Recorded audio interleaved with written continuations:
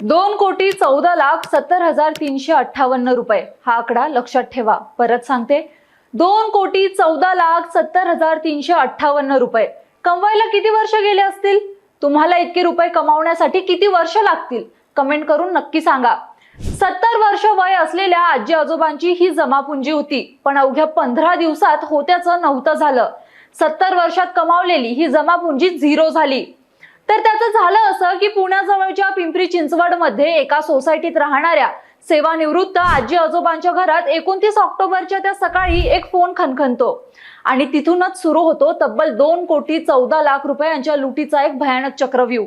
एका खाजगी कंपनीतून निवृत्त झालेले 74 वर्षांचे पती आणि त्यांच्या 70 वर्षीय निवृत्त शिक्षिका पत्नी यांचा तब्बल 15 दिवस हा मानसिक छळ सुरू होता आणि या छळातूनच हे पैसे लुटले गेले।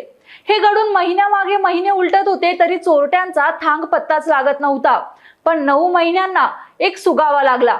1000 किलोमीटरवर दूर राजस्थान मधल्या छोट्याशा गावातल्या एका सीसीटीव्ही फुटेज मधून हा सुगावा लागला आणि इथूनच पिंपरी चिंचवड पोलिसांच्या सायबर गुन्हेगारीच्या तपासाचा थरार सुरू झाला। या व्हिडिओ मध्ये आपण सायबर भामट्यांनी आजी आजोबांना कसं गंडवलं, 9 महिने त्यांचा पत्ता कसा लागत नव्हता आणि सीसीटीव्ही फुटेजमुळे एक आरोपी सापडला, तर खरा मास्टर माइंड कसा मोकाट फिरतोय, हाच सगळा क्राईम सीन उलगडणार आहोत। त्यामुळे हा व्हिडिओ शेवटपर्यंत नक्की बघा। नमस्कार, मी श्रद्धा आणि तुम्ही पाहताय टीओडी मराठी म्हणजेच टाइम्स ऑफ डेमोक्रेसी। सुरुवातीलाच आपण नेमका हा गुन्हा काय होता आणि एका सुशिक्षित दाम्पत्याला कसं भीतीच्या जाळ्यात ओढण्यात आलं याचा उलगडा करूया। टाइम्स ऑफ इंडियाच्या बातमीनुसार ही ऑक्टोबर 2025च्या शेवटीची म्हणजेच 29 ऑक्टोबर ते 13 नोव्हेंबर या दरम्यानची गोष्ट आहे। काही सायबर गुन्हेगारांनी नाशिक आणि मुंबई पोलीस दलाचे उच्चाधिकारी भासवून या सेवानिवृत्त दाम्पत्याशी संपर्क साधला। या भामट्यांनी 70 वर्षीय निवृत्त शिक्षिकेला थेट देशविघातक कारवायांच्या गुन्ह्यात अडकवण्याची धमकी दिली। या चोरांनी सेवानिवृत्त दाम्पत्याला कॉल करून सांगितलं की त्यांच्या बँक खात्याचा गैरवापर करून पॉप्युलर फ्रंट ऑफ इंडिया म्हणजेच PFI या प्रतिबंधित संघटनेला देशद्रोहासाठी फंडिंग पुरवलं गेलंय।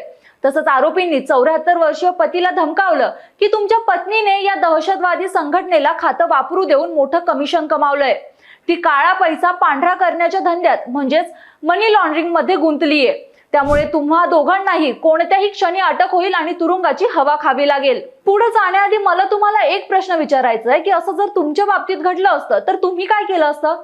तुमचे अनुभव नक्की शेअर करा। तर आपल्याला अटक होणार आहे आणि आयुष्यभर कमावलेली इज्जत क्षणात धुळीला मिळणार आहे या भीतीने हे दाम्पत्य अक्षरशः कोलमडून गेलं। त्यांच्या पायाखालची वाळू घसरली। कुणाचंही असंच होईल ना। द इंडियन एक्सप्रेसच्या बातमीत याबद्दलच सांगण्यात आलंय की आरोपींनी वृद्ध दाम्पत्य भिलंय, दडपणाखाली गेलंय, त्याचाच फायदा घेत त्यांच्या LIC पॉलिसी, FD, RD, पोस्टातली बचत तसंच सगळ्या बँक खात्यांची खडानखडा इत्याभूत माहिती काढून घेतली। त्यानंतर तुमच्या खात्यातल्या सगळ्या पैशांचं सुरक्षा व्हेरिफिकेशन केलं जाईल आणि ते केल्यानंतर RBIच्या गाईडलाईन्स नुसार अवघ्या 3 दिवसात तुमचे सगळे पैसे परत मिळतील असं आश्वासनही त्यांना सायबर चोरट्यांनी दिलं। पूर्णपणे भीतीच्या आहारी गेलेल्या या वृद्ध दाम्पत्याने 15 दिवसात 8 ट्रान्झॅक्शन्सद्वारे आपल्या खात्यातून आपल्या आयुष्यभराची जमापुंजी तब्बल 2,14,00,000 रुपये सायबर चोरांच्या हवाली केले। पण काही दिवसातच या वृद्ध दाम्पत्याला आपली फसवणूक झाल्याचं लक्षात आलं, पण तोपर्यंत खातं रिकामं झालं होतं। त्यानंतर या दाम्पत्याने 17 नोव्हेंबर 2025 रोजी पिंपरी चिंचवड सायबर पोलीस ठाण्यात या प्रकरणी तक्रार दिली। पण 9 महिने झाले या गुन्ह्याचा काहीच थांग पत्ता लागत नव्हता। मग पोलिसांना राजस्थान कनेक्शनचा शोध कसा लागला, तर या गुन्ह्याचं गांभीर्य ओळखून पिंपरी चिंचवडचे पोलीस आयुक्त विनय कुमार चौबे हे स्वतः या तपासावरती बारीक लक्ष ठेवून होते। गुन्हे शाखेचे पोलीस उपायुक्त रोहिदास पवार यांनी सांगितलं की चोरांनी हे पैसे 6 वेगवेगळ्या बँक खात्यांमध्ये वळवले होते। या सर्व खात्यांचे तांत्रिक आणि आर्थिक विश्लेषण करताना पोलिसांना पहिला आणि महत्त्वाचा सुगावा लागला। या आर्थिक व्यवहारांच्या फर्स्ट लेअर मध्ये सुलतान कन्स्ट्रक्शन अँड मटेरियल सप्लायर्स या नावाच्या व्यावसायिक खात्यात म्हणजेच कमर्शियल अकाउंट मध्ये एक रकमी 49,20,200 रुपये जमा झाले होते। तिथून पुढे 38 लाख रुपये दुसऱ्या बँकेत असलेल्या याच नावाच्या खात्यात वर्ग करण्यात आले। यालाच सायबर गुन्हेगारीच्या तपासाच्या भाषेत सेकंड लेअर म्हणतात आणि ही रक्कम दुसऱ्याच दिवशी चेकद्वारे रोख स्वरूपात काढली गेली। पोलिसांनी या सुलतान कन्स्ट्रक्शन्सच्या नोंदणीकृत पत्त्यावरती चौकशी सुरू केली, तेव्हा पत्ता पूर्णपणे बनावट होता। फोन नंबर अस्तित्वात नव्हता आणि पोलिसांनी बजावलेल्या नोटिसांनाही काही एक उत्तर मिळत नव्हतं. म्हणजे प्राथमिक तपासात जे काही करायचं असतं ते करून पोलिसांच्या हातात काही एक सुगावा लागत नव्हता.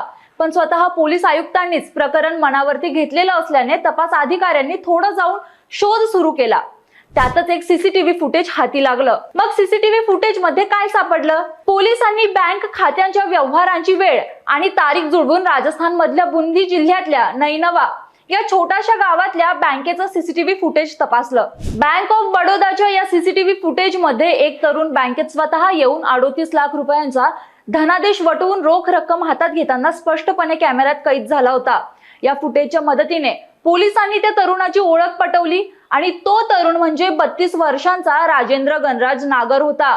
त्याचा मोबाईल सीडीआर ट्रॅक करत पोलिसांनी शोध घेतला तेव्हा नागर हा नैनवा पासून 50 किलोमीटर अंतरावर असलेल्या लाखेरी भागात लपल्याची माहिती मिळाली. त्याच माहितीवरून वरिष्ठ पोलीस निरीक्षक रवी किरण नाळे आणि सहाय्यक पोलीस निरीक्षक प्रवीण स्वामी यांच्या पथकाने स्थानिक पोलिसांची मदत घेतली आणि 8 ऑगस्ट रोजी राजेंद्र नागरच्या मुसक्या आवळल्या.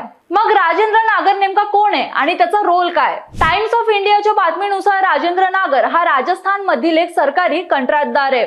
त्याने स्वतःचं बँक खाते सायबर गुन्हेगारांना भाड्याने दिलं होतं आणि त्याच्या या खात्यातून तब्बल 1.5 कोटी रुपयांचे संशयास्पद व्यवहार झाले असल्याचं तपासात समोर आलंय. कमिशनच्या लालसेने आपलं बँक खाते सायबर चोरांना भाड्याने देणं म्हणजेच मनी म्यूल होय. इंडियन बँकने प्रसिद्ध केलेल्या सायबर सुरक्षा मार्गदर्शकानुसार सायबर गुन्हेगार किरकोळ कमिशनच्या आमिषाने बेरोजगार युवक किंवा ग्रामीण भागातल्या लोकांचे बँक खाते भाड्याने घेतात. स्वतःचं खातं भाड्याने देणं हा मनी लॉन्ड्रिंगचा गंभीर गुन्हा मानला जातो आणि यामुळे खातेदाराला तुरुंगवास होऊ शकतो. या प्रकरणात राजेंद्र नागरने बँक खात्यात असलेले फसवणुकीचे पैसे स्वतः काढून अरविंद उर्फ राजा नावाच्या साथीदाराला सोपवले. द इंडियन एक्सप्रेसच्या बातमीनुसार हा राजाच या फसवणुकीचा मास्टरमाइंड आहे.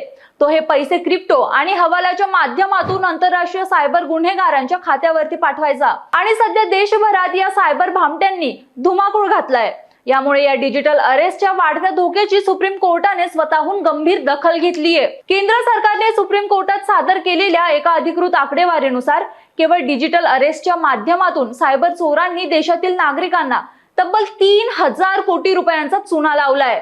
ही वर्षभरापूर्वीची आकडेवारी आहे. या राष्ट्रीय संकटाची भीषणता ओळखून सुप्रीम कोर्टाने केंद्रीय तपास संस्था सीबीआयला देशभरातल्या डिजिटल अरेस्टच्या प्रकरणांचा थेट तपास करण्याचे विशेष अधिकार बहाल केलेत. तसंच आरबीआयला आर्थिक व्यवहारांमधलं लेअरिंग तात्काळ ओळखण्यासाठी म्यूल हंटर सारख्या आर्टिफिशियल इंटेलिजन्स प्रणालीचा वापर करण्याचे निर्देश दिलेत. मग या डिजिटल अरेस्टच्या फसवणुकीपासून स्वतःला कसं सुरक्षित ठेवायचं? सायबर सुरक्षा तज्ज्ञांच्या मते आपल्या देशातील कोणतीही पोलीस यंत्रणा किंवा तपास अधिकारी तुम्हाला कधीही व्हॉट्सअप किंवा कोणत्या सोशल मीडिया प्लॅटफॉर्मवरतून डिजिटल अरेस्ट करू शकत नाही. तुम्हाला अटक होणार आहे, तुरुंगवास होणार आहे असं सांगून गंडवू शकत नाही. त्यामुळे असा कोणताही फोन कॉल आल्यास न घाबरता लगेचच 1930 या राष्ट्रीय सायबर हेल्पलाईन नंबरवरती संपर्क साधा किंवा cybercrime.gov.in या अधिकृत शासकीय पोर्टलवर तुमची तक्रार नोंदवा. त्यासोबतच जवळच्या पोलीस ठाण्याला कळवा. जेवढं लवकर तुम्ही तक्रार कराल तेवढा तपास सोपा होऊ शकतो. पैसे परत मिळण्याची शक्यताही वाढते. तुम्हाला किंवा तुमच्या जवळच्यांना असा काही फसवणुकीचा अनुभव आलाय का?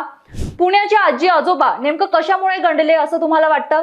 कमेंट करून तुमचे अनुभव मतं नक्की शेअर करा. हे माहितीपूर्ण विश्लेषण तुम्हाला आवडलं असेल तर व्हिडिओला लाईक करा, व्हिडिओ मित्रमंडळींना शेअर करा आणि अशाच विश्लेषणासाठी टीओडी मराठी चॅनलला YouTube वरती सबस्क्राईब करायला विसरू नका.